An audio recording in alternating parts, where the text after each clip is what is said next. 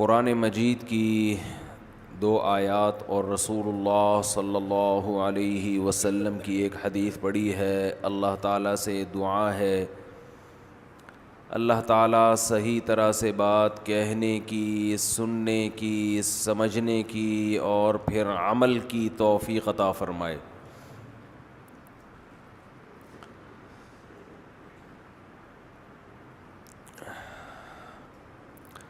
اللہ تعالیٰ اپنی کتاب نازل کرتے ہیں، اس کتاب میں جو دعوت ہے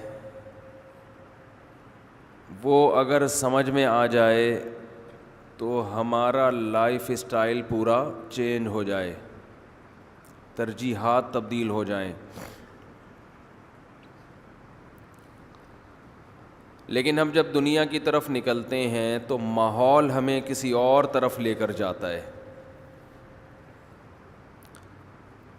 ماحول اور اسلام کی جنگ ہے۔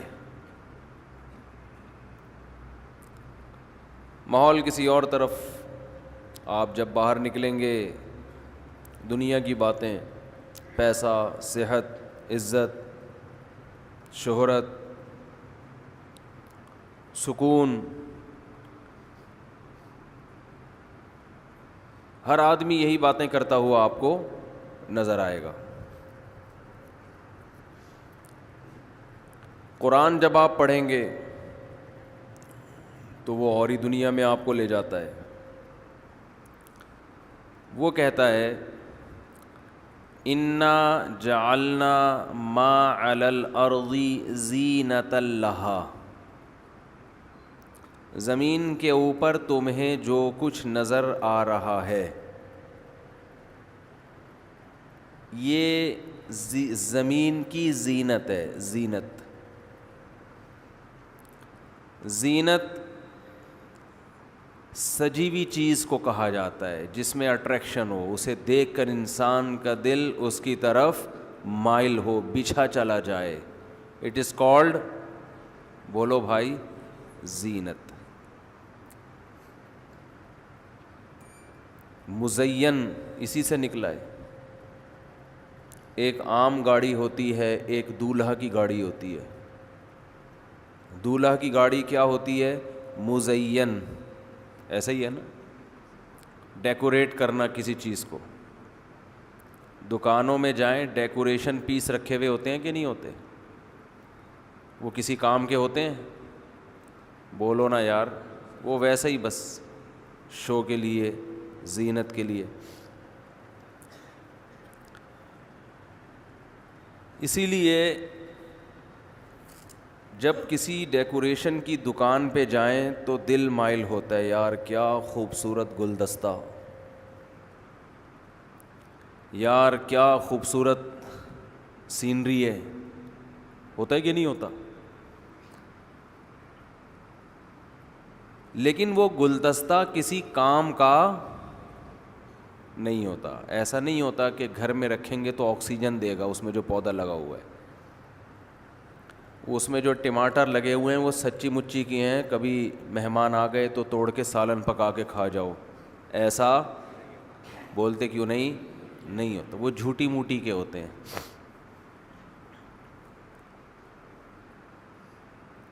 تو اچھا، زینت جو قرآن جو زمین کو زینت کہہ رہا ہے نا، تو زینت ایک آنکھوں کی زینت ہوتی ہے۔ آنکھ کو کوئی چیز بھلی لگے،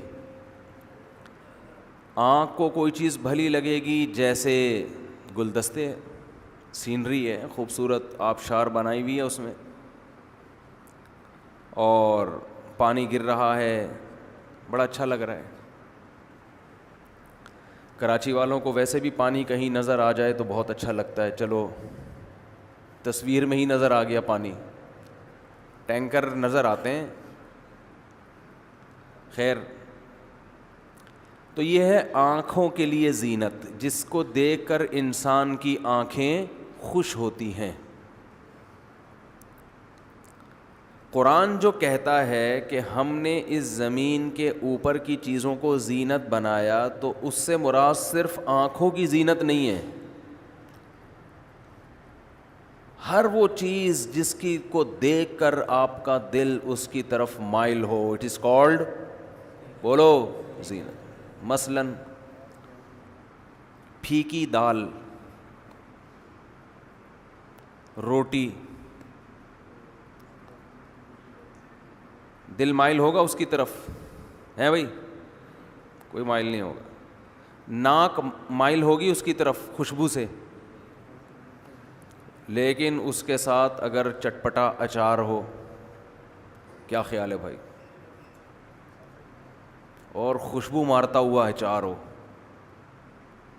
اور میں اگر دسترخوان پہ ہوں تو ہری مرچیں لہلہاتی ہوئی, صحیح ہے نا, اور تڑکا لگی ہوئی ہری مرچیں تو اور ہی مزہ کرتی ہیں. تو آپ کی ناک کو جب اچار کی خوشبو آئے گی, ہری مرچوں کی خوشبو آئے گی, تو کھانی آپ نے اصل میں دال ہے, لیکن اس اچار کی خوشبو اور ہری مرچوں کے تڑکے سے یہ دال کیا ہو گئی؟ ناک کے لیے مزین ہو گئی. آپ کی ناک کو اب اس کی خوشبو اچھی لگنے لگے گی, حالانکہ اس میں کوئی چینجنگ ہوئی نہیں, ابھی بھی وہ دال ہی ہے. جو کام اس نے پہلے کرنا تھا دال کے طور پر, وہی اب باڈی میں جا کے اب بھی کرنا ہے. یعنی اس سے کوئی اس کی افادیت بڑھ نہیں گئی نہ کم ہو گئی, لیکن اٹریکشن اس کی طرف, بولتے کیوں نہیں بھائی, بڑھ گئی ہے. اب یہ نہیں ہوگا کہ اس دال کو آپ قورمے کا نام دے دیں یا بریانی کا نام دے دیں, نہیں بھائی, وہ دال ہی ہے. تھوڑا آپ نے کیا کر دیا, اس کو کاکڑ دینا ہو گیا, اس میں جب اچار بھی ہو گیا اور ہری مرچوں کا تڑکا بھی لگا دیا آپ نے. تو یہ ناک کی زینت ہے, فوراً مائل ہوتا ہے انسان, ناک کو اس کی خوشبو کیا لگتی ہے؟ اچھی, اس سے پھر منہ میں پانی آنا شروع ہو جاتا ہے. جب آپ شادی میں بیٹھے ہوئے ہوتے ہیں کھانے کے انتظار میں, جو اس طرح سے لوگ بیٹھے ہوئے ہوتے ہیں ایسا لگتا ہے جیسے زندگی ہو گئی کھانا کھائے ہوئے. جو انتظار ہوتا ہے نا, جو کنڈیشن ہوتی ہے, اس کو دیکھ کر لگتا ہے کہ ونس اپون اے ٹائم, ایک دفعہ کا ذکر ہے کہ انہوں نے کھانا کھایا تھا. تو جیسے ہی دیگ سے ڈھکن ہٹتا ہے تو ایک دم خوشبو سے طبیعت اس کی طرف کیا ہوتی ہے؟ مائل. تو یہ بھی, اس کو بھی قرآن زینت کہہ رہا ہے کہ وہ خوشبو سے طبیعت فوراً کیا ہو جاتی ہے؟ مائل. حالانکہ بہت سے لوگوں کے لیے وہ کھانا ہو سکتا ہے نقصان دہ ہو, ڈاکٹروں نے ان کو چاول سے پرہیز بتایا ہو, لیکن وہ ان کی طرف کیا ہوگی طبیعت؟ مائل, کہ یار دھونے والے تو لے لو نا, ایسی خوشبو آ رہی ہے. تو یہ کہلاتی ہے, یہ بھی زینت. قرآن جو زینت کا لفظ استعمال کر رہا ہے وہ محض ڈیکوریشن پیس والی زینت مراد نہیں ہے. قرآن جو کہہ رہا ہے کہ ہم نے اس زمین کے اوپر کی چیزوں کو زینت بنایا ہے, تو زینت میں صرف یہ مراد نہیں ہے کہ جو ڈیکوریشن پیس والی زینت, ناک مائل ہوتی ہے, کان مائل ہوتے ہیں, آنکھیں مائل ہوتی ہیں, پیٹ مائل ہوتا ہے ایسی چیزوں کی طرف. کانوں کی زینت ہے خوبصورت آوازیں, خوبصورت آوازیں. کہیں سے گانا سنتا ہے انسان, میں نے دیکھا ہے لوگ کھڑے کھڑے تھرکنا, ہلنا شروع ہو جاتے ہیں, اس سے لگتا ہے کہ کوئی پرانے باپ دادا میں کوئی گزرا ہے ان کے.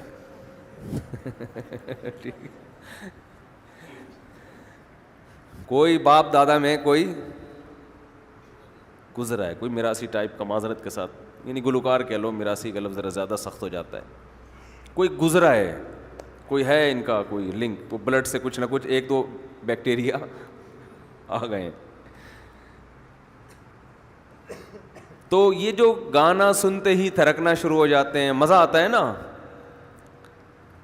وجہ کیا ہے کہ حالانکہ اس گانے کی جو ورڈنگ ہے, الفاظ ہے, بسا اوقات انتہائی فحش, انتہائی بیہودہ, بعض دفعہ اس میں شرکیہ بات ہوتی ہے, لیکن شاعری اور موسیقی مل کر اس برائی کو کیا کر دیتے ہیں؟ مزین. کیا کر دیتے ہیں بھائی؟ زینت دے دیتے ہیں. تبھی شاعری کے ذریعے اچھی بات کو برا اور برائی کو اچھا کر کے پیش کیا جاتا ہے.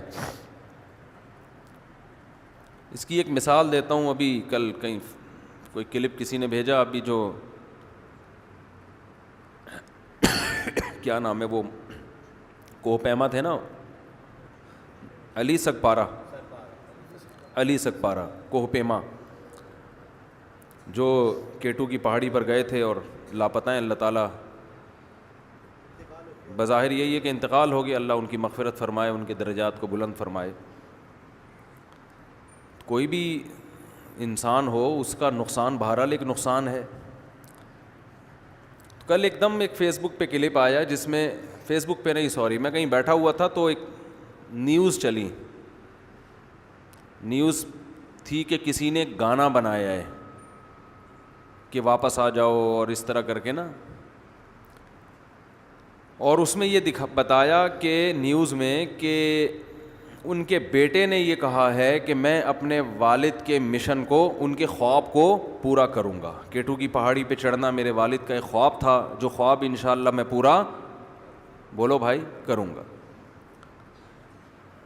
تو انسان کی نیچر ہے کہ جب بھی کوئی چیلنج کے انداز میں بات کرتا ہے نا تو دل اس کی طرف مائل ہوتا ہے, یار چیلنج کیا ہے.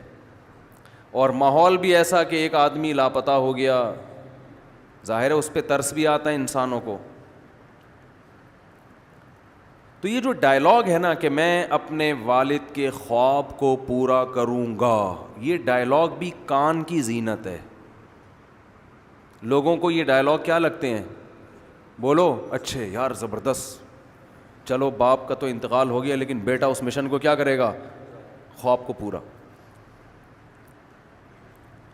انسان کی عادت ہے وہ مزین چیز سے فوراً متاثر ہو جاتا ہے, چاہے وہ مزین ڈائلاگ ہو, چاہے وہ کوئی ڈیکوریشن پیس ہو. وہ یہ نہیں دیکھتا کہ اس کی حقیقت کیا ہے. یہ بہت پوائنٹ کی بات کر رہا ہوں, اللہ کرے کسی طرح کھوپڑی میں اتر جائے. اب دیکھو اس ڈائلاگ کی اگر آپ, اس دعوے کی اگر آپ گہرائی میں جاؤ تو کوئی سمجھدار آدمی ان کے بیٹے کو بٹھائے, کاش میری ان کے بیٹے سے ملاقات ہو جائے یا میرا پیغام ان تک پہنچ جائے کہ آپ کے والد نے خواب دیکھا تھا کہ میں سردیوں میں بغیر آکسیجن ماسک کے میں کیٹو کی پہاڑی کراس کروں گا. وہ جان سے ہاتھ دھو بیٹھے, آپ اپنے والد کے خواب کو پورا کرنے کا مشن لے کے چلو گے, ہو سکتا ہے پورا کر دو, ہو سکتا ہے آپ کی بھی موت واقع ہو جائے. لیکن اگر موت واقع نہیں ہوئی, آپ نے اپنے والد کے خواب کو پورا کر دیا, تو خدا کی قسم اس کا آپ کے باپ کو کوئی فائدہ نہیں ہوگا, کچھ بھی نہیں فائدہ ہوگا اس میں. یا تو یہ ہوگا کہ یہ خواب پورا نہیں ہوگا, آپ کی بھی ڈیتھ ہو جائے گی, اللہ نہ کرے. پھر آپ کی اولاد کہے گی میں اپنے ابا اور دادا کے خواب کو, بولو نا. اور اگر پورا کر دیا تو آپ کے ابا کو اس خواب کے پورا کرنے سے کوئی فائدہ نہیں ہے, کیونکہ یا تو آپ کا آخرت پر ایمان ہے یا نہیں ہے, دو باتوں میں سے ایک ہے نا. اگر آخرت پر, یہ تو مسلمان ہے, ایمان ہے ہوگا انشاءاللہ. اگر آپ کا آخرت پر ایمان نہیں ہے, دو ہی قسم کے طبقے ہیں میرے بھائی دنیا میں. کچھ کہتے ہیں آخرت ہوگی, حساب و کتاب ہوگا, مرنے کے بعد ہم ختم نہیں ہو جاتے. کچھ کہتے ہیں نہیں سب فنش. تو اگر آپ کا آخرت پر ایمان نہیں ہے تو جو مرنے والا ہے وہ کیا ہو گیا, ختم, فنش, کہانی کیا ہو گئی. اب آپ خواب پورا کرے نہ کرے, باپ کو یہ پتہ ہی نہیں چلے گا کہ میرا بیٹا خواب پورا کر رہا ہے کہ نہیں کر رہا, تو وہ تو ویسے ہی کوئی فائدہ نہیں ہے. اگر آپ کا آخرت پر ایمان نہیں ہے تو بس ختم, اب کہانی کیا ہو گئی, فنش. اب تو آپ اپنی زندگی کو بچانے کی فکر کرو کہ بھائی اگر اس میں میری جان کو کوئی فائدہ ہے اور جان ہلاک ہونے کا خطرہ نہیں ہے تو کوئی بات نہیں, کیٹو کیا اور بھی کہیں چاند پہ جانے کی بھی کوشش کریں گے پھر. کیونکہ ابا والد تو چلے گئے, تو جو غلطی والد نے کی ہے وہی غلطی آپ دہراؤ. رسک تو ہے نا جان, 1% بھی خطرہ ہو, 1% بھی, تو انسانی جان سے زیادہ کوئی چیز قیمتی نہیں ہے. رہا یہ مسئلہ کہ ملک کا نام روشن کرنا ہے, ملک کا نام روشن کرنے کے اور ایسے درجنوں طریقے ہیں جن میں آپ کی جان بھی محفوظ اور ملک کا نام اس سے زیادہ روشن ہوگا.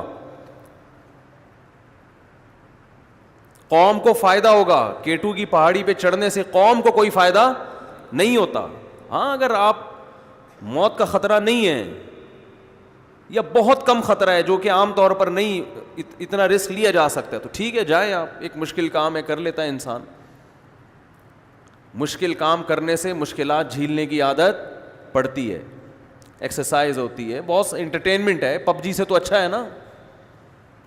پب جی کھیلنے سے میں تو لوگوں کو خود کہتا ہوں کہ جاؤ یار پہاڑ سر کرو, جا کے ایک مشن بناؤ. جا رہے ہیں, اس کی گیدرنگ بھی ہے, انٹرٹینمنٹ بھی ہے, ایکسرسائز بھی ہے اور جائز تفریح بھی ہے. جائز تفریح ہے. پھر مشکلات کو جھیلنے سے انسان کا دل کیا ہوتا ہے, مضبوط, جگر مضبوط ہوتا ہے. تو یہ کام کریں. لیکن اگر موت کا خطرہ ہے پھر شریعت اس کام کی آپ کو پرمیشن نہیں دیتی. اور اہم بات یہ ہے کہ آپ کے پاس زندگی کم ہے تو آپ کے پاس تفریح کے دو آپشن ہیں. ایک وہ آپشن ایسا ہے, بلکہ تفریح کے بجائے میں کہتا ہوں ملک کا نام روشن کرنے کے دو طریقے ہیں. ایک طریقہ ایسا ہے جس سے ملک کا نام بھی روشن ہوگا اور قوم کو عملی فائدہ بھی ہوگا, پریکٹیکلی کوئی فائدہ ہوگا.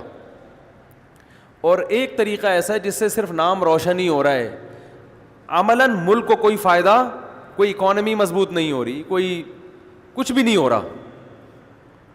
اور اللہ نے زندگی آپ کو کتنی دی ہے؟ صرف بولتے کیوں نہیں, کیا ہو گیا بولو نا بھائی, زندگی کتنی دی ہے؟ ایک دی ہے. تو ٹائم کم ہے, مقابلہ سخت ہے, تو آپ ایسے کام کی سلیکشن کرو گے جس میں ملک کا نام بھی روشن ہو اور قوم کو معتدی ہی کوئی قابل ذکر فائدہ بھی ہو اس میں. جیسے ڈاکٹر عبد القدیر خان نے کیا, نام روشن کیا نا ملک کا. کیا ہو گیا یار, بولتے کیوں نہیں, خدا کے بولو. ہاں کیا, کیا جا رہا ہے اس میں یار؟ ایٹمی دھماکہ کر کے ملک کا نام روشن کیا نا. ہم بھی باہر کہیں بھی دنیا میں جاتے ہیں, کوئی بھی ہم سے ملتا ہے, سعودیہ والے بولتے ہیں ابے تمہارے ملک میں یہ, ابے تمہارے ملک میں روڈ دیکھو. سعودی کہتے ہیں نا ابے تم غریب غربا. ملیشیا جائیں گے وہ بولیں گے ابے تم غریب قسم کے. ہر جگہ پاکستانیوں کو تانے ملتے ہیں نا. ملیشیا کتنا خوبصورت ملک ہے, کیسے خوبصورت روڈ ہیں اس کے, کیا اکانومی ہے. آپ ترکی جائیں مزہ آ جاتا ہے. وہ ترکی والے بھی ہمیں تانا دیتے نہیں ہیں لیکن دے سکتے ہیں, ابے تم کیا یار غریب غربا کشکول لے کے گھومتے رہتے ہو. کوئی 5 سال مکمل حکومت کرتا نہیں, پہلے ٹانگیں کھینچ کے اس کی ہٹا دیتے ہو. ہے بھائی, نہ سیاسی سطح پہ اپنے جو بگیسٹ سٹی آف کنٹری ہے اس کا حال دیکھو تم جا کے. کچرا خانہ بنا ہوا ہے, وہ گٹر بہہ رہے ہیں, بچے نکل رہے ہیں گٹروں کے اندر سے. اب کیا میں اس پہ بولوں, تم یہ تو ملک کا نام روشن ہو رہا ہے. بولو نا کیا ہو گیا؟ نہیں, کہیں سے بھی روشن نہیں ہو رہا. لیکن ایک چیز ہمارے پاس, ہم ان سے پوچھتے ہیں بم ہے تمہارے پاس؟ ہیں ملیشیا والے سے بولتے بم ہے, جیب دکھاؤ, چیک کہہ رہے ہیں بم نہیں ہے بھائی. ہمارے پاس کیا ہے؟ بولو نا, بم ہے. بم ہے, بم کسی بھی ٹائم پہ پھٹ سکتے ہیں. بم کی اپنی دہشت ہوتی ہے. آپ کہیں گے بم ہونے سے کیا ہوتا ہے, یہ آپ کو نہیں پتا. لیکن جو ملک دشمن قوتیں ہیں وہ کہتی ہیں معاشی لحاظ سے مضبوط ہو جاؤ, بم ہمیں دے دو. آئی بات سمجھ میں؟ وہ کہتے ہیں کوئی بات نہیں, آپ اکنامیکل بہت مضبوط ہو جائیں, آپ بہت مضبوط ہو جائیں, آپ کی غربت بھی ہم ختم کر دیں گے. آج اگر پاکستان ایگریمنٹ کر لیں امریکہ کے ساتھ کہ یار ہمارے ساتھ ایگریمنٹ کرو, ہماری غربت ختم کرو, کراچی کو بنا دو جیسے خود ہو ویسے, ایسا ہٹو بچوں کنٹری بنا دو ہمارا, وہ بنا دیں گے. کہیں گے 2 چیزیں دے دو, ایک فوج ہمارے کنٹرول میں دے دو اور ایک بم اپنی پینٹ سے نکال کے ہماری پینٹ میں ڈال دو. یہ جو پٹاخہ ہے نا یہ ہمیں بالکل بھی اچھا نہیں لگتا. بات آ رہی ہے سمجھ میں؟ تو ملیشیا نے چونکہ یہ کام کیا ہے، ملیشیا نے یہ کام کیا ہے. ملیشیا کی کوئی مضبوط آرمی نہیں ہے، کوئی بم نہیں ہے، کر رہا ہے ترقی، کرتا رہے گا. باقی کنٹری بھی کرتے رہیں گے، پاکستان کو نہیں کرنے دیں گے یہ اتنے آرام سے. بلوچستان میں سونا ہے، بلوچستان میں تیل ہے، گیس ہے، کوئلہ ہے، 2 سال کے کوئلے کے ذخائر ہیں. اتنا بہترین کوئلہ کہ میں نے خود ایک ماہر معیشت سے براہ راست سنا کہ بلوچستان کو اگر کھودنا شروع کر دیا جائے تو پاکستان لیبیا برونائی کو پیچھے چھوڑ دے گا. اتنے وسائل اللہ نے دیے ہیں. سندھ میں ہے، بلوچستان میں ہے، کراچی میں، کیا کچھ نہیں ہے. چاروں موسم آتے ہیں. پہاڑ دیکھو ہمارے، دنیا کی سب سے بڑی پہاڑی ٹھیک ہے ماؤنٹ ایوریسٹ ہے، لیکن K2 کا مقابلہ نہیں کر سکتی. ماؤنٹ ایوریسٹ بھی K2 سے چند فٹ ہی بلند ہے. پہاڑی علاقے بھی ہیں، سرسبز علاقے بھی ہیں، صحرا بھی ہیں، چٹانیں بھی ہیں. کون سی چیز ہے جو نہیں ہے؟ لیکن اتنی پابندیاں آپ کے اوپر لگی ہوئی ہیں. کیوں؟ آپ کے پاس کیا ہے؟ بولنے میں اتنا مزہ آتا ہے. مجھے اتنا مزہ، بم ہے، مجھے اتنا مزہ آ رہا ہے بولنے میں، ایسا لگتا ہے جیسے میری جیب میں رکھا ہوا ہے. تو آپ کو بولنے میں مزہ نہیں آ، مجھے تو بولنے میں اتنا مزہ آ رہا ہے. ہمارے پاس کیا ہے؟ بم ہے. تو یہ نام روشن کیا ڈاکٹر عبد القدیر خان، اور صرف اکیلے نے نہیں کیا، ان کے ساتھ جو سائنٹسٹ تھے انہوں نے کیا. تو یہ قابل فخر ہے ہمارے لیے. یہ ہے قومی ہیرو. کوئی میدان جنگ میں بہادری کے جوہر دکھاتا ہے، کوئی میڈیکل سائنس میں کوئی کارنامہ کر کے لاتا ہے. یہ لوگ ہیں جو حقیقی معنوں میں ملک کا نام روشن کرتے ہیں. میں علی سکپارہ کی کوئی برائی نہیں کر رہا، ان کی جو نیت تھی اللہ ان کی مغفرت فرمائے، ان کے درجات کو بلند فرمائے. لیکن جو بات ہمیں جو صحیح لگے گی ہم تو وہی کریں گے نا، ہم تو وہی کریں گے. بھائی زندگی اللہ نے آپ کو تھوڑی دی ہے، تو اس تھوڑی زندگی میں آپ کے پاس ٹائم کم ہے، مقابلہ سخت ہے. تو اس ٹریک کو متعین کرو جس میں بلندی بھی ہو اور قوم کا فائدہ بھی ہو، اور مرنے کے بعد صدقہ جاریہ بھی ہو. ڈاکٹر عبد القدیر خان نے وہ کام کیا ہے کہ ہمارے بڑے علماء کہتے ہیں کہ آج ہماری داڑیاں اور پگڑیاں ڈاکٹر عبد القدیر خان جیسے سائنسدانوں کی وجہ سے محفوظ ہیں، ورنہ پاکستان کو کب کا ملیا میٹ کر چکے ہوتے، کب کا ملیا تباہ ہو چکا ہوتا پاکستان. وہی حشر کیا ہوتا جو عراق کا ہے اور لیبیا کا حشر ہے، یہاں بھی وہی سب کچھ ہو رہا ہوتا. انڈیا کھا چکا ہوتا آپ کو اب تک. تو یہ صدقہ جاریہ کہلاتا ہے، ایسا کام کہ آپ کے مرنے کے بعد بھی اس کا سلسلہ جاری رہے. تو میں ان کے بیٹے سے ایک ریکویسٹ کروں گا، درخواست کروں گا کہ آپ اپنے والد کے خواب جو تھا نا اس کو پورا کرنے کے بجائے آپ کوئی ایسا کام کریں کہ وہاں اپنے والد کو فائدہ پہنچائیں، کوئی ایسا کام کریں. تو میں یہ پہلے بات مکمل کر دوں کہ آخرت پر ایمان بعض لوگوں کا ہوتا نہیں ہے، تو ان کے لحاظ سے تو جو دنیا سے جانے والا ہے وہ کیا ہو گیا؟ چلا گیا. اب اس کے خواب کو آپ پورا کریں یا ادھورا چھوڑیں، مرنے والے کی صحت پہ کوئی فرق نہیں پڑتا، وہ تو ہڈیاں ہو کے ختم.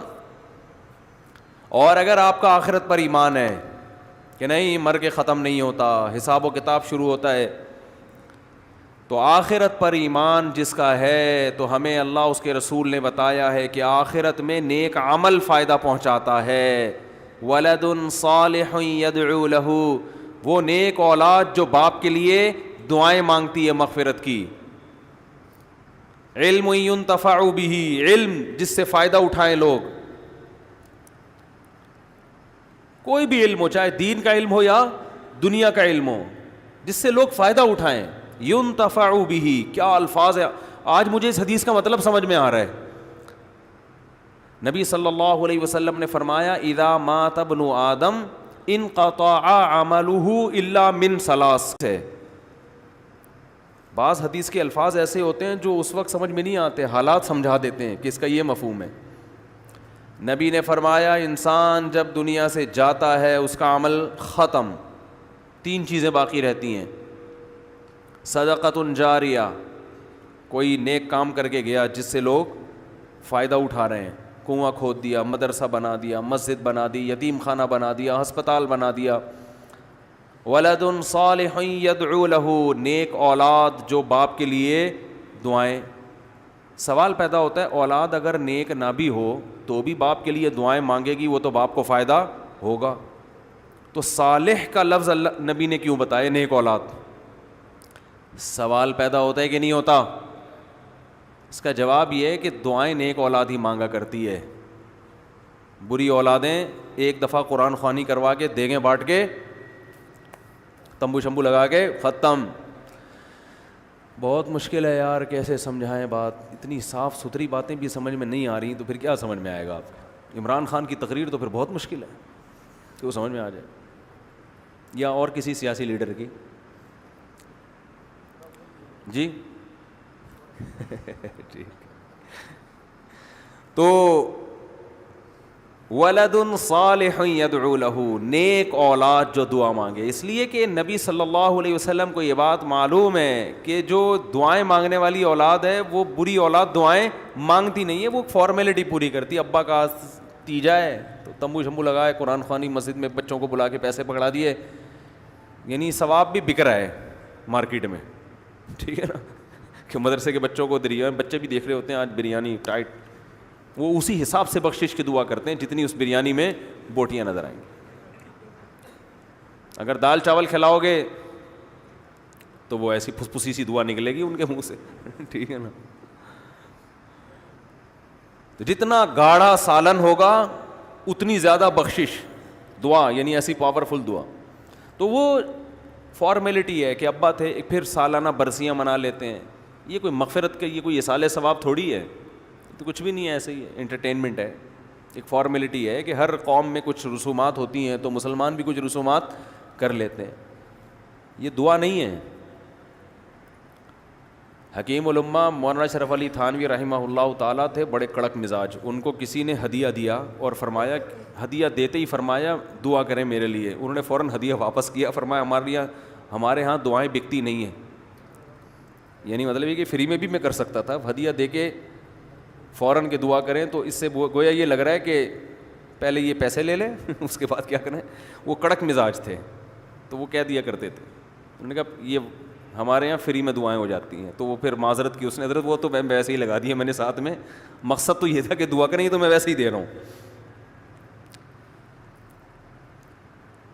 تو کوئی لالچی ہو تو وہ کیا کرے گا، لفافہ لے کے دعا، پھر کہے گا مزید دعا کروانی ہے تو اس کے الگ چارجز ہوں گے، مزید دعا کروانی ہے تو اس کے الگ ریٹ ہیں. یہ پیر چل رہے ہیں آج کل، جاہل پیر جو ہے نا، یہ دم درود اور یہ دیکھو نا، یہ ہر دعا کے پیسے ہیں ان کے الگ. خیر، تو نیک اولاد جو باپ کے لیے، ولد صالح یدعو لہ، تو اللہ علی سگپارہ کے بیٹے کو جس نے یہ کہا ہے کہ میں اپنے باپ کا مشن خواب پورا کروں گا، اللہ اس کو ولد صالح بنا دے تاکہ وہ خواب پورا کرنے کے بجائے باپ کی مغفرت کے لیے دعاؤں کو زیادہ فوکس کرنا شروع کر دے. کہ اب ان کے لیے دعائیں مانگو، صدقات و خیرات کرو ان کے لیے. اور تیسری چیز جو نبی نے بتائی، او علم ينتفع به، ایسا علم چھوڑ کر جائے جس سے لوگوں کو فائدہ ہو. اب تک جو میں یہ حدیث سنتا تھا نا، علم تک دماغ جاتا تھا کہ نبی نے فرمایا کوئی علم چھوڑ کر جاؤ. آج مجھے نہیں پتا تھا یہ ينتفع به کی قید کیوں لگا دی، وہ علم جس سے لوگوں کو کیا ہو، فائدہ. ابھی جب میں بیان کر رہا ہوں تو مجھے سمجھ میں آیا کہ بہت سے علوم ایسے ہوتے ہیں جو علم تو ہوتے ہیں مگر پبلک کو اس سے فائدہ نہیں ہوتا. جیسے کوہ پیما کو عبور کرنا، یہ علم تو ہے، یہ بھی ایک علم ہے نا، ہر آدمی کا کام تھوڑی ہے. علم کا مطلب کوئی چیز کا آنا، کوئی چیز جاننا، کوئی ایبلٹی ہونا، یہ بھی ایک علم ہے. ہر آدمی یہ کام نہیں کر سکتا، جس کو آتا ہے وہی کرے گا. تو اس علم سے اگر بعد والوں کو فائدہ ہو رہا ہے پھر تو یہ علم فائدہ پہنچائے گا. فائدہ نہیں ہو رہا تو پہاڑ سر کرنا بذات خود کوئی کمال کی بات نہیں ہے. تو ينتفع به، اے اللہ، نبی نے فرمایا وہ علم جس سے لوگوں کو، وہ علم ڈاکٹر عبد القدیر خان کے پاس ہے جس سے لوگوں کو کیا ہو رہا ہے، قوم کو کیا ہو رہا ہے، فائدہ. وہ علم ڈاکٹروں کے پاس ہے جس سے لوگوں کو کیا ہو رہا ہے، فائدہ. وہ صحیح حکیموں اس لیے حکیموں میں 2 نمبر بہت مارکیٹ میں آ گئے ہیں. وہ صحیح حکیم ہوتے ہیں ان کے پاس ہے. تو اور ایک اور حدیث میں آتا ہے، آپ صلی اللہ علیہ وسلم نے دعا مانگی، اللہم انی اعوذ بک من علم لا ينفع ومن عین لا تدمع ومن دعاء لا یستجاب لها. اے اللہ میں تیری پناہ مانگتا ہوں ایسی آنکھ سے جو روتی نہ ہو. سخت آنکھیں ہوتی ہیں نا، نصیحت کی بات سن کے بھی اس کو رونا نہیں آتا. مجھے ایسی آنکھ نہیں چاہیے، ایسی آنکھ چاہیے جو تیری یاد میں، تیرے خوف سے روتی ہو. فرمایا وَمِنْ عِلْمٍ لَا يَنْفَعُ، اور ایسے علم سے بھی پناہ مانگتا ہوں جو فائدہ، بولو نا بھائی، نہ پہنچائے. آج بہت سے لوگ ایسے ہیں جن کو علم نہ صرف یہ کہ فائدہ نہیں پہنچا رہا بلکہ الٹا نقصان پہنچا رہا ہے. جن میں یہ جو فتنہ پرست ٹائپ کے لوگ ہیں نا، جو چند آیتیں چند حدیثیں یاد کر کے فرقواریت پھیلا رہے ہیں، یہ ایسے جیسے غیر اہل کے ہاتھ میں آپ بم پکڑا دیں، بچے کے ہاتھ میں کلاشن کوف پکڑا دیں، تو بجائے حفاظت کے وہ ہر ایک کو نشانہ بنائے گا. تو علم جب غیر اہل کے پاس آتا ہے تو اس علم سے امت میں جوڑ کے بجائے وہ کیا کرتا ہے، توڑ کا کام کرتا ہے. جب بھی توڑ کی بات آتی ہے، غامدی صاحب مجھے یاد آ جاتے ہیں. جلدی سے سنا دوں ایک ملفوظ غامدی صاحب کی. ایک نئی چیز آئی ہے اور مسلسل وہ دین میں تحریف کرتے چلے جا رہے ہیں. تو چونکہ یہ باتیں موضوع سے ہٹ کر ہی آتی ہیں دماغ میں، موضوع بنا کے کروں گا تو وہ پھر آئیں گی ہی نہیں باتیں. کل کسی نے مجھے غامدی صاحب کا کلپ بھیجا. سوال کسی نے یہ پوچھا محترم سے کہ عورت کے لیے جو عدت کے احکام ہیں شریعت میں، عدت ہے نا، شوہر اگر مر جائے تو قرآن کہتا ہے عورت کی عدت ہے 4 مہینے 10 دن، یہ ہے نا. شوہر نے طلاق دے دی تو 3 حیض، کتنی عدت ہے، 3 دفعہ مینسز آئیں گے. اگر عورت کو پریگننسی ہے تو بچے کی ولادت.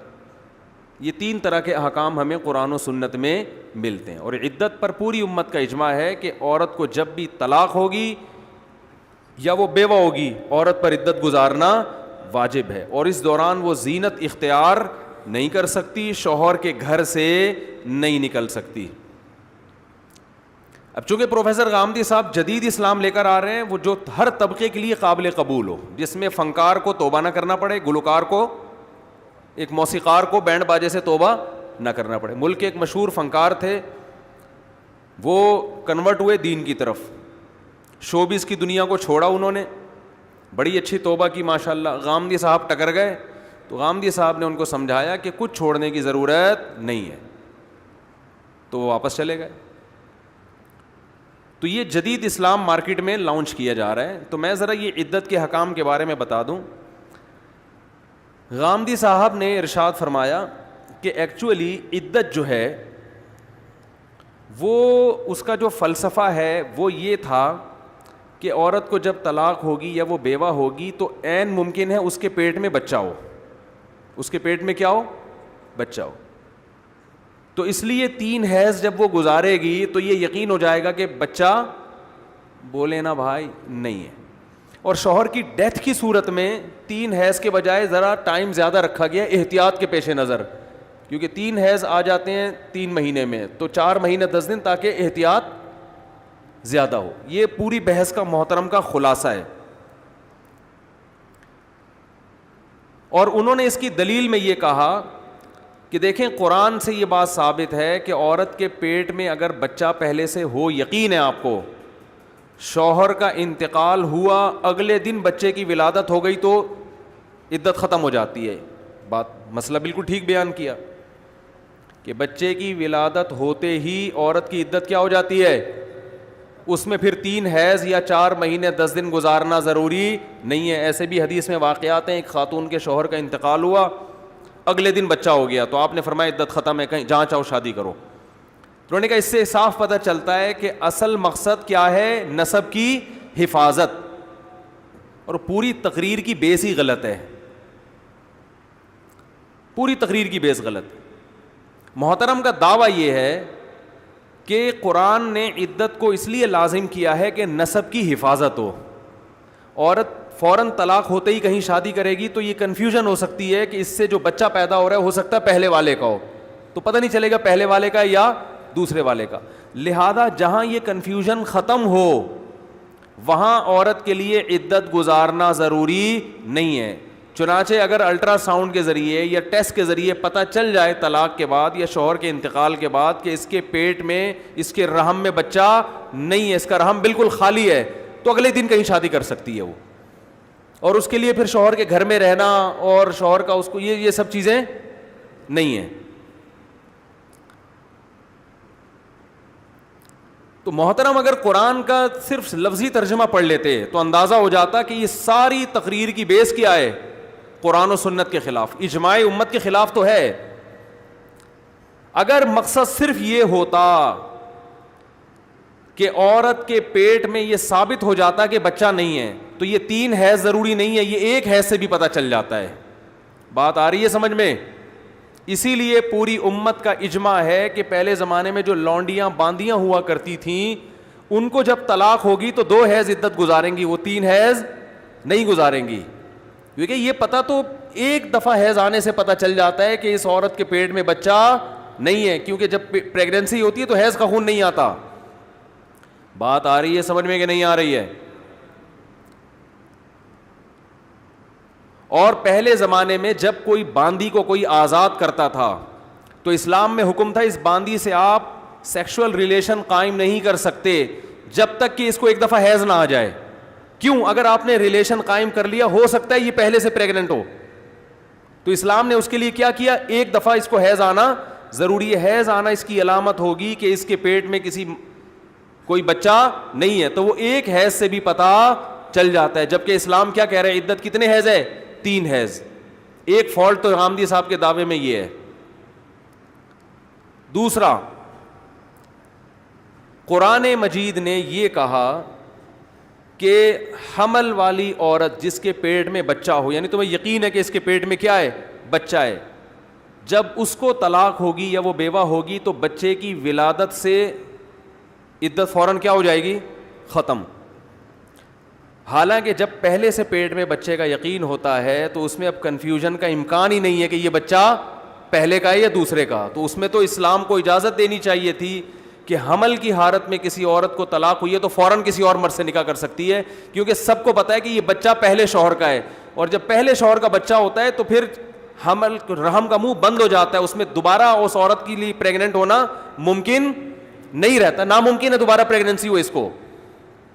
یہ تو اس زمانے میں بھی لوگ جانتے تھے. ایسا تو نہیں ہو سکتا کہ حمل ٹھہر گیا 4 مہینے کا 6 مہینے کا, اب دوسرے شوہر سے بھی حمل ٹھہرے گا اس کو, ایسا تھوڑی ہو سکتا ہے. تیسرا فالٹ غامدی صاحب کے جو دعویٰ اس میں, قرآن کا اگر مطالعہ کر لیتے تو پتہ چل جاتا ہے کہ یہ ساری تقریر غلط ہے. قرآن کہہ رہا ہے کہ واللائی لم یحزن, کہ وہ عورتیں جن کو ابھی حیض آنا شروع ہی نہیں ہوا ہے ان کو اگر طلاق ہو جاتی ہے تو ان کی عدت 3 مہینے ہے. سورہ طلاق 28ویں پارے میں. جس عورت کو ابھی حیض آنا شروع ہی نہ ہوا ہو اس کو پریگننسی کا چانس بولو بھائی نہیں ہوتا, وہ تو نابالغ بچی ہوتی ہے. تو نابالغ بچی کا نکاح ہو گیا اور اس کو طلاق ہو گئی تو قرآن کہہ رہے وہ 3 مہینے عدت گزارے گی, حالانکہ اس میں حمل کا امکان سرے سے موجود نہیں ہے. اور آپ کہہ سکتے ہیں کہ اس سے وہ مراد ہیں جو کسی بیماری کی وجہ سے حیض ہی نہ آیا ہو, تو قرآن نے آگے اس کا رد کر دیا. واللائی یئسن من المحیض من نسائکم ان ارتبتم فعدتہن 3 اشہر واللائی لم یحضن.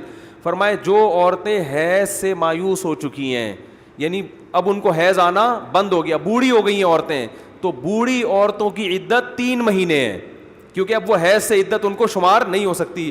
حالانکہ جب عورت کو حیض آنا بند ہوتا ہے اور وہ مایوس ہو جاتی ہے تو اس کا مطلب اب اس کو پریگنینسی نہیں ہو سکتی. اس کے باوجود قرآن بڈھی عورتوں کے بارے میں بھی کہہ رہا ہے کہ طلاق کے بعد 3 مہینے انہوں نے عدت گزارنی ہے. اور غامدی صاحب کہہ رہے ہیں اگر بڑھاپا ہے اور حمل کا چانس نہیں ہے تو ان سب مسائل کی ضرورت نہیں ہے. تو اس لیے بھائی جو جس کی فیلڈ ہے نا، جب کوئی دوسرا اس میں ٹانگ اڑائے گا، اور دیکھو یہ ٹانگ اڑاتے کیوں ہیں، آپ اگر وہ بات کریں گے جو ساری دنیا کر رہی ہے آپ کبھی بھی مشہور نہیں ہوں گے. مشہور انسان جب ہی ہوتا ہے پوری دنیا کی کچھ اور کہہ رہی ہے اور آپ نے 1.5 انچ کی الگ دنیا شروع کر دی تو آپ کے ویورز بڑھیں گے.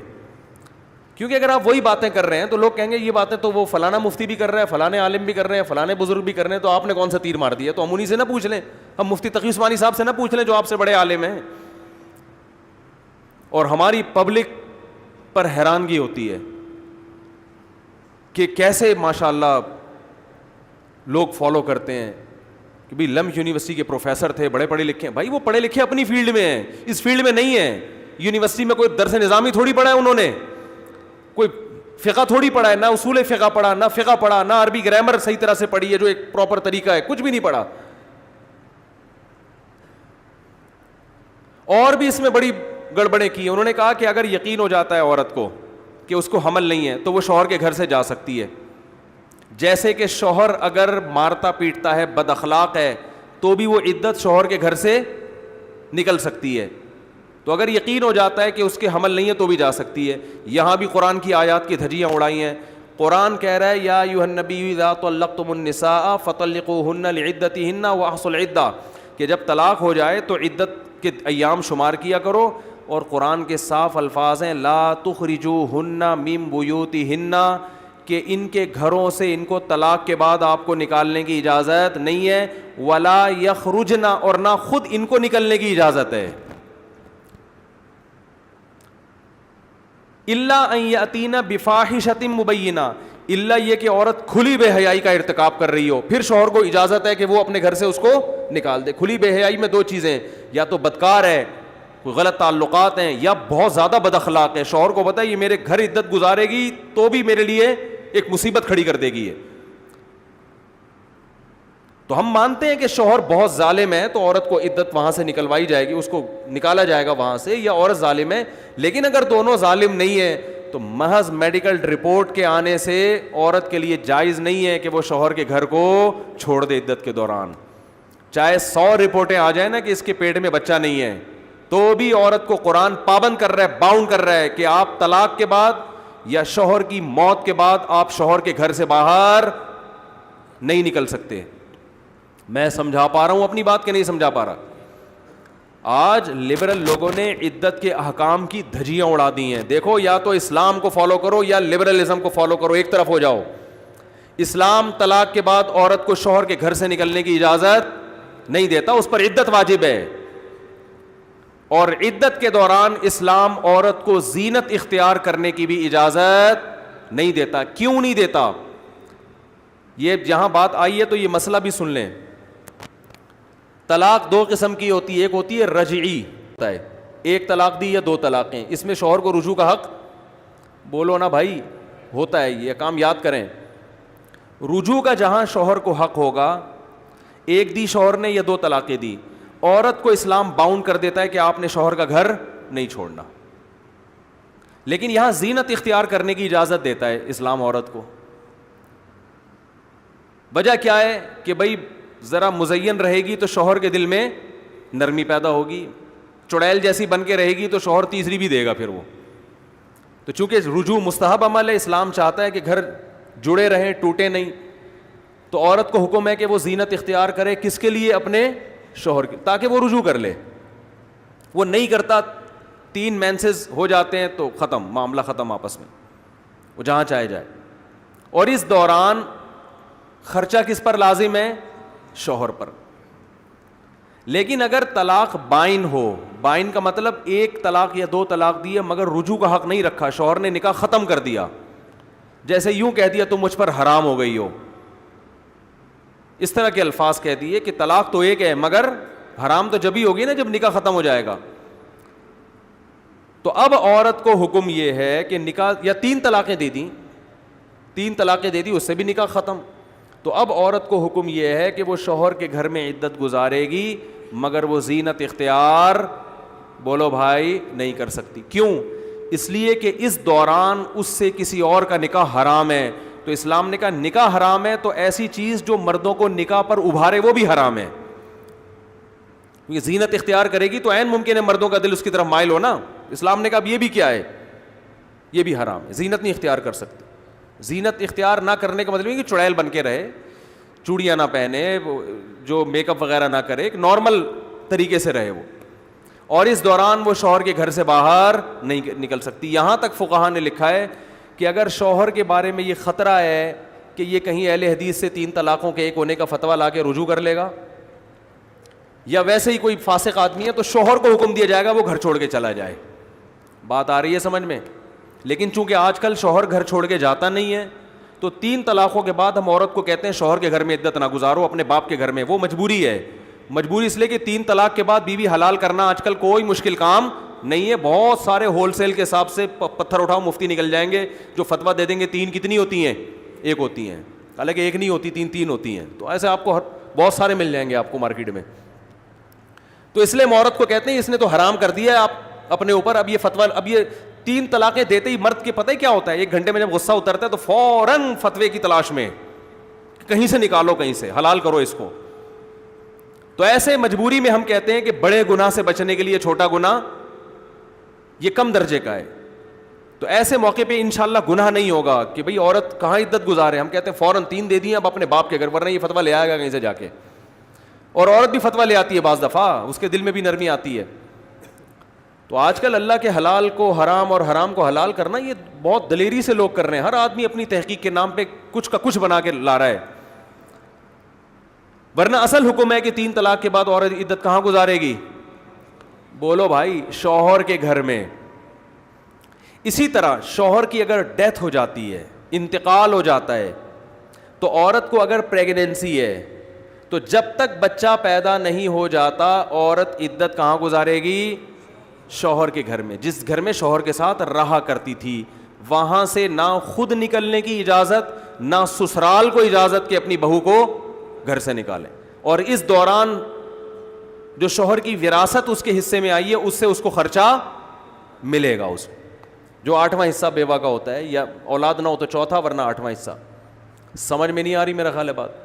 اور اگر شوہر کی وراثت اتنی نہیں ہے جس سے اس کا 8-9 مہینے کا خرچہ چلے, تو پھر اسلام اس کو بحالت مجبوری اجازت دیتا ہے کہ دن میں ملازمت کر سکتی ہے اور رات ہونے سے پہلے گھر میں آئے, اور اس دوران بھی وہاں غیر مردوں سے میل جول نہ رکھے, اور جاب کے لیے زینت اختیار کر کے نہیں جائے, نارمل ڈریس میں جائے بس. وہ مجبوری میں, کیونکہ ظاہر ہے کھانا پینا اور وہ تو بنیادی ضرورت ہے نا انسان, اتنی اسلام نے گنجائش دی ہے اس کو. لیکن اگر پہلے سے کفالت کا انتظام ہے یا سسرال میں تھوڑی غیرت ہے, وہ کہے نہیں بھائی ہم آپ کو کھلائیں گے, وہ غیرت بھی آج کل شارٹ ہوتی جا رہی ہے نا. شوہر مرتے ہی سسرال کا جو ایٹیٹیوڈ ہی چینج ہو جاتا ہے ایک دم. وہ سمجھتے ہیں کوئی جانور تھا جو ہم نے گھر میں لا کے باندھا ہوا تھا, تو سارے وہ چینج ہو جاتے ہیں, بالکل رویہ مختلف ہو جاتا ہے. لیکن اب وہ اگر غیرت ہے ان میں, وہ کہتے ہیں بھائی ہم آپ کی جتنے 8 مہینے 9 مہینے جتنے دن رہنا ہے ہم ہیں آپ کی کفالت کے لیے. تو پھر وہ پھر نہیں نکل سکتی. تو اگر اس کے پیٹ میں بچہ ہے تو بچے کی ولادت تک, بچہ نہیں ہے تو 4 مہینے 10 دن وہ شوہر کے گھر کو. بولو بھائی, کیونکہ آج کل عدت کے بھی ساشے چل رہے ہیں مارکیٹ میں, 40 دن کی بھی ہوتی ہے, یہ ساشے ہے. تو ساشے واشے نہیں ہوتے, 4 مہینے 10 دن, 130 دن بنتے ہیں یہ. تو 130 دن تک عورت کو یہ پرمیشن نہیں ہے کہ وہ شوہر کے گھر کو چھوڑے, اور اس دوران بھی وہ زینت اختیار نہیں کر سکتی. یہ اسلام کے 2 ٹوک احکام ہیں. اگر آپ کو سمجھ میں نہ آئے, آپ کو لگے اسلام عورت پہ ظلم کر رہا ہے, اس کو باؤنڈ کر رہا ہے, شوہر کو تو باؤنڈ کرتا نہیں ہے, بیوی مر جائے تو شوہر تو اگلے دن نکل جائے گا. یہ جو لبرل لوگ ہیں نا, یہ مرد اور عورت کو ایک آنکھ سے دیکھتے ہیں. یہ فطرت سے بغاوت ہے. مرد اور عورت ایک جیسے نہیں ہے. جو کہے نا مرد اور عورت برابر ہے, تو کہ پھر جتنے عورتیں بچے پیدا کرتی ہیں اتنے اگلی دفعہ مردوں سے بولا کرو وہ اتنے پیدا کیا کریں. جب فطرت نے فرق رکھا ہے تو آپ کون ہوتے ہیں ایک قرار دینے والے ان کو؟ دونوں کی نفسیات الگ ہے, دونوں کی چاہتیں الگ ہیں, دونوں کا لائف اسٹائل الگ ہے. بالکل ایک عورت کو گود میں بچہ چاہیے, مرد کو نہیں چاہیے. عورت کی خیانت کرنے سے نسب میں فرق آتا ہے, مرد کے خیانت کرنے سے نسب میں فرق نہیں آتا. مرد اگر زنا کرے گا تو اس کے نسب میں کوئی فرق نہیں آئے گا, بیوی زنا کرے گی تو بچہ کیا ہو جائے گا؟ مشکوک. زنا کی سزا اسلام نے دونوں کی برابر رکھی ہے, کوئی فرق نہیں رکھا. عورت کی بھی جو سزا ہے وہی مرد کو ملے گی, لیکن احکام میں تو فرق آ رہا ہے نا. اس لیے علماء کہتے ہیں عورت اگر زنا کرتی ہے تو دو جرم ہیں, ایک خدا کا جرم اور ایک اپنے شوہر کے ساتھ خیانت کے. وہ نسب کو کیا بنا رہی ہے؟ مشکوک. شوہر زنا کرتا ہے تو یہ بھی جرم ہے, مگر ایک جرم ہے, اس میں نسب میں خیانت والا جرم نہیں ہو رہا. ہاں کسی اور کے نسب میں گڑبڑ کر رہا ہے یہ جا کے, بیوی کے نسب میں گڑبڑ نہیں کر رہا. یعنی عورت زنا کرتی ہے تو کسی اور کا بچہ شوہر کے کھاتے میں ڈال دے گی نا, شوہر زنا کرتا ہے تو کسی اور کا بچہ بیوی کے کھاتے میں تھوڑی ڈال رہا ہے وہ. تو یہ لبرل لوگ ایک ہی نظر سے دونوں کو دیکھتے ہیں, جبکہ فطرت نے دونوں میں کیا رکھا ہے؟ فرق.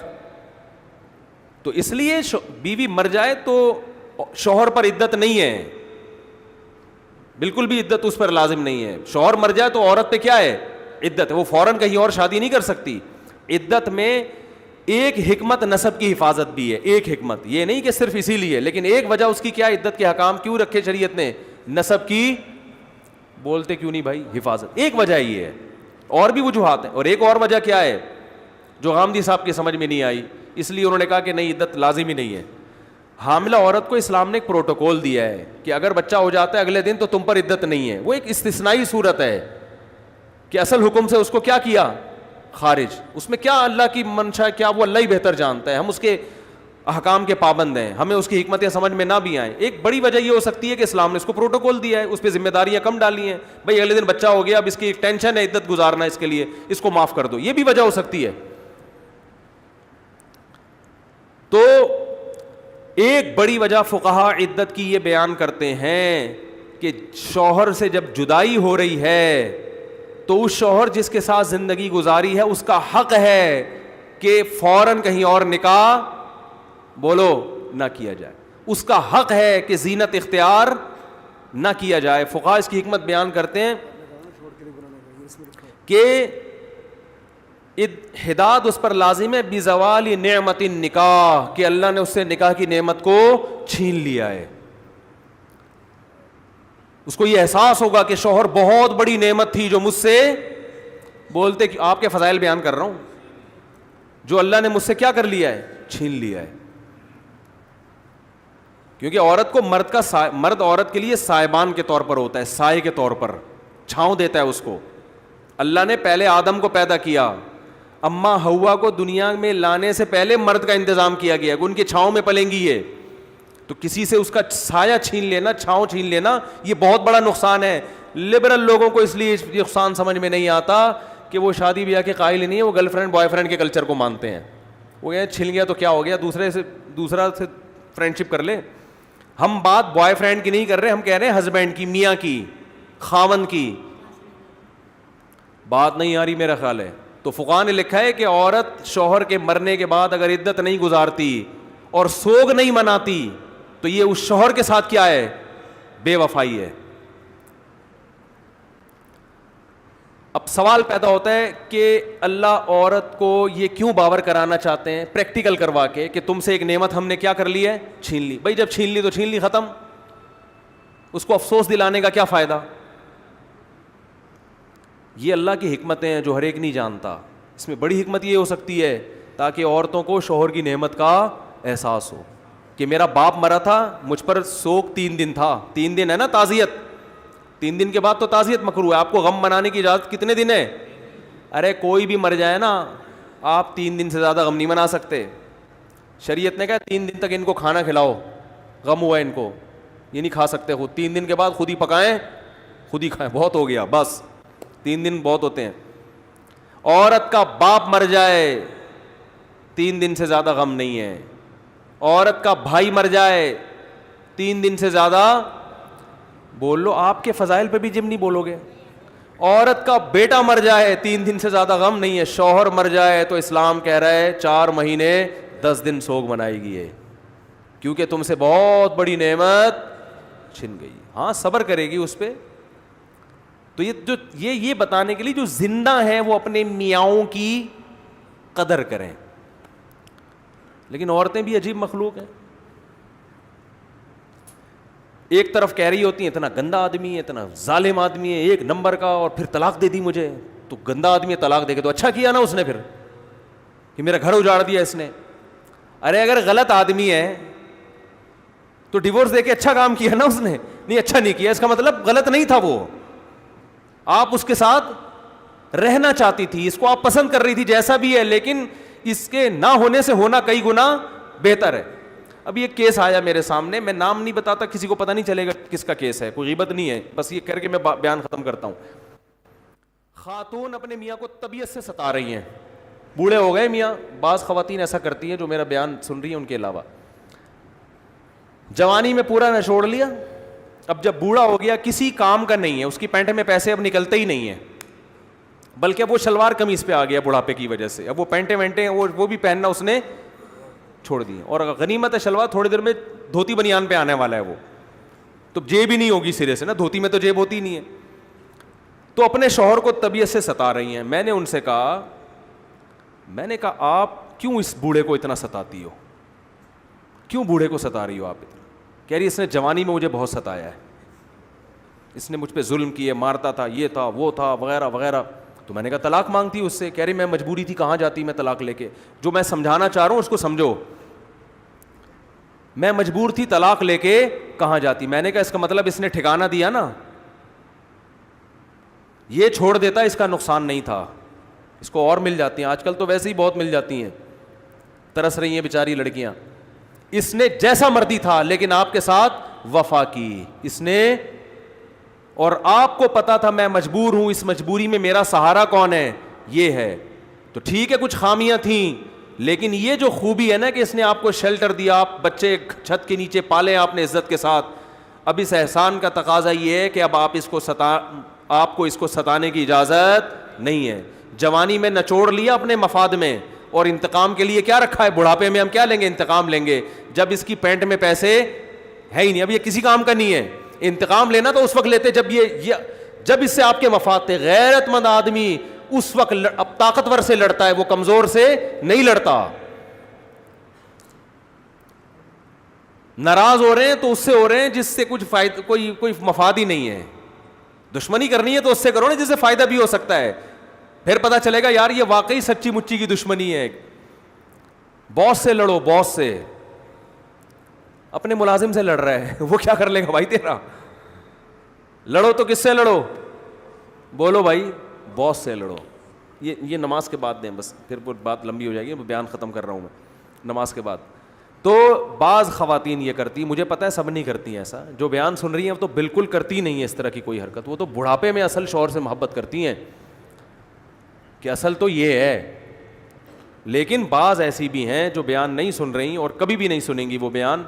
وہ یہ بھی کرتی ہیں کہ جوانی میں تو شوہر کی کڑوی کسیلی برداشت کرتی ہیں, یہ کہہ کے کہ کر رہے ہیں برداشت, مجبوری ہے. تو بھائی یہ مجبوری کا مطلب آپ کو یہ بہت فائدے پہنچا رہا ہے, کیوں اس لیے آپ اس کو اپنی مجبوری سمجھتے ہو. نہیں آ رہی اس لیے آپ سمجھ رہے ہو کہ ہماری کیا ہے مجبوری. چھوڑ دے گا تو کہاں جائیں گے, اس کا مطلب یہ احسان کر رہا ہے آپ پر, نہیں چھوڑ کے رکھا ہوا ہے اس نے. خواتین کہتی کوئی احسان نہیں کر رہا, کوئی احسان نہیں ہے اس کا, تو پھر چھوڑ دو اس کو. بولو یہ گھر ور بیچ کے میرے فارغ کروائی نکال یہاں سے.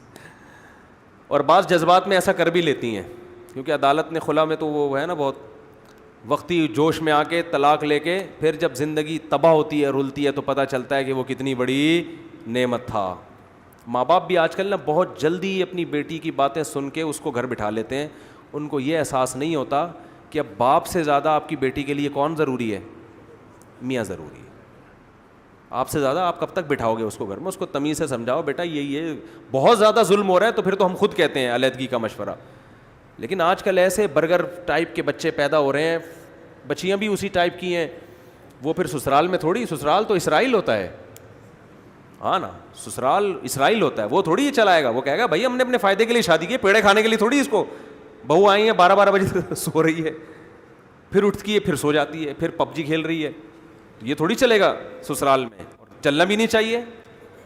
تو کہیں گے آپ کے ابا نے اماں نے پالا ہوگا, ٹھیک ہے, وہ آپ کا وہ ان کی اولاد تھے, آپ ہماری اولاد تھوڑی ہو, ہم نے تو آپ تو ڈاٹر ان لا ہو, بنایا ہے ہم نے, فرض کیا ہے, تو تھوڑا سا ہمیں باپ والا پروٹوکول دو تو ہم کیا کریں گے, آپ کو بھی ڈاٹر. ایسی عجیب قسم کی بہویں مارکیٹ میں آ رہی ہیں, اللہ کی پناہ, سست, جو بیان نہیں سن رہی ان کی علاوہ کی بات کر رہا ہوں, سست, کچھ بھی نہیں, کوئی بڑوں کی خدمت احترام, اینٹ کا جواب پتھر سے.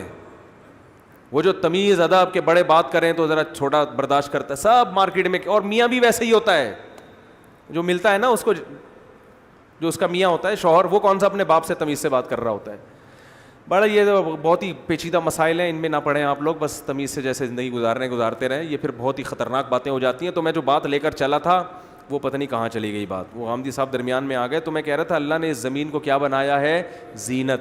تو پھر اسی مثالوں کو لے کر ہم اگلے بیان میں انشاءاللہ آگے چلیں گے, اور یہیں سے کنٹینیو آپ کے ذمے مجھے یاد دلانا, تاکہ یہ بیان پورا ایک ٹاپک پر کمپلیٹ ہو جائے. یہ تو درمیان میں عدت غامدی سامدی آتے, یہ تو آتے رہیں گے نا, قیام و طعام, یہ تو چلتا رہے گا. تو یہی ٹاپک ہم نے پھر لے کر آگے چلنا ہے. اللہ تعالیٰ سمجھنے کی, عمل کی توفیق عطا فرمائے.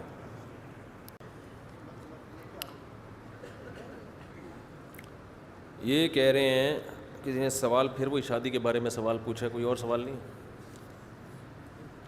یعنی دوسری شادی کے لیے بیوی سے اجازت لینے کی ضرورت ہے یا نہیں ہے, تھوڑی سی اس کی فضیلت اور فائدے بیان فرما دیں. اجازت لینے کی فضیلت اسلام میں,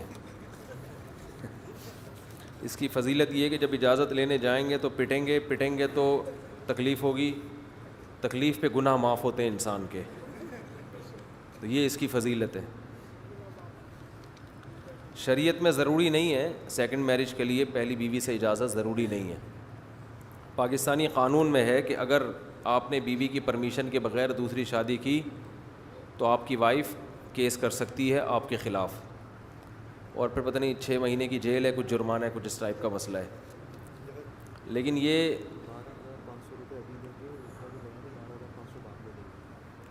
تو اس میں مسئلہ یہ ہے کہ بیوی آپ کے خلاف کیس کر سکتی ہے, عدالت میں جائے گی 6 مہینے کے لیے یا سال کے لیے, آپ کہاں ہو جائیں گے, اندر. تو اس کا نان نفقہ اس کا باپ اٹھائے گا پھر اس دوران, آپ کی بیوی کا, کیونکہ آپ کہاں ہوں گے, اندر ہوں گے. پھر جب آپ باہر آئیں گے تو ظاہر ہے ایسی بیوی جو آپ کو جیل میں بھیج دے, تو پہلے تو اس کو یہ ڈر تھا کہ آدھا کہیں کسی اور کے پاس چلا گیا, آدھا بچائے, تو اب اس کو یہ خطرہ ہوگا کہ اب آدھا بھی ہاتھ سے نکل جائے گا, کیونکہ جو بیوی آپ کو جیل بھیج دے تو وہ بیوی پھر رکھتا کون ہے اس کو, سمجھ رہے ہو کہ نہیں سمجھ رہے. تو یہ قانون طلاق کا ریشو بڑھانے کے لیے ہے کہ جس نے کرنی ہوگی پہلے والی کو فارغ کرے وہ, اس کا اور کوئی, بیوقوف لوگ ہیں قانون بنانے سے پہلے کھوپڑی استعمال نہیں کرتے, سینس لیس لوگ ہیں. قرآن کے خلاف قانون ہے نا, تو کھوپڑی تو ہے ہی نہیں. تو عقل مند عورت کبھی بھی نہیں کیس کرتی.